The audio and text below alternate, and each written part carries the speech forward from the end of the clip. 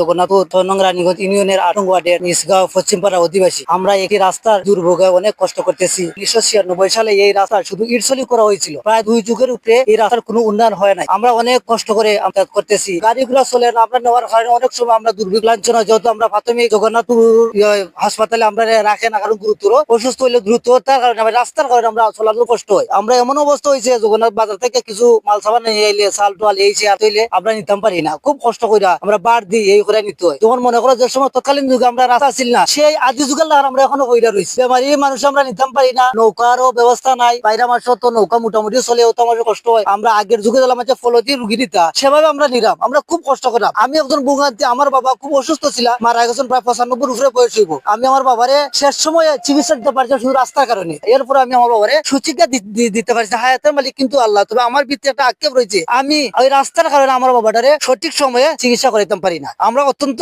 দুঃখের সাথে বললাম, আমরা এত বঞ্চিত অবহেলিত। তো জগন্নাথপুরের মাঝে আর কোন রাস্তা ইলাজ নাই, দুর্ভোগ নাই। আমরা যত কষ্ট করা, কারণ আমরা এই পারের মাঝে প্রায় 18-19 ভোটার আছে। আমরা বারবার চেয়ারম্যান মারে প্রতিশ্রুতি দেয় যে আমরা রাস্তা খাওয়া যাবো, কিন্তু নির্বাচন হওয়ার পরে আমরা তার পাত্তা পাই না। আমরা বহুত কষ্ট করাম। আপনারা মিডিয়া যেহেতু আমরা রিপোর্টটা তুলছেন, দেশবাসী যারা আমরা রিপোর্টটা দেখরা, অন্তত পক্ষে আমরা আকুল আবেদন, আমরা রাস্তাটা যাতে উন্নয়ন হয়, আমরা যাতে দুর্ভোগ মোকাবিলা কইরা সুন্দরভাবে চলতাম পারি। এমন মনে করেন জগন্নাথপুরের মাঝে আনাচে কানাচে এমন কোন রাস্তা নাই। আমি প্রত্যেকটি জেলা, প্রত্যেকটি জায়গায় আমি যাই। আমি একজন সেল রিপ্রেজেন্টেটিভ চাকরি করি। জগন্নাথপুর এমন কোন হাট নাই, এমন কোন বাজার নাই আমার যাওয়া হয় না। জগন্নাথপুর প্রত্যেকটি গ্রামে, প্রত্যেকটি বাজারে, প্রত্যেকটি অঞ্চলে আমি যাই। ইলা দুর্ভোগ অঞ্চল কোন জায়গায় আমি দেখছি না। তো আমি আপনাদের বারবার অনুরোধ ধরাম, আমরা কি করবো, আমরা রাস্তাটা যত তাড়াতাড়ি উন্নয়ন হয় আবেদন সরকারের কাছে ধারণা করছি। বারবার আওয়ামী লীগ সরকার আছে, বিএনপি সরকার, যত সরকার আছে, কোন সরকার আমরা উন্নয়ন করেন। আমি বারবার করা বর্তমান সরকারের কাছে আকুল আবেদন, আমরা রাস্তাটা উন্নয়ন হয়।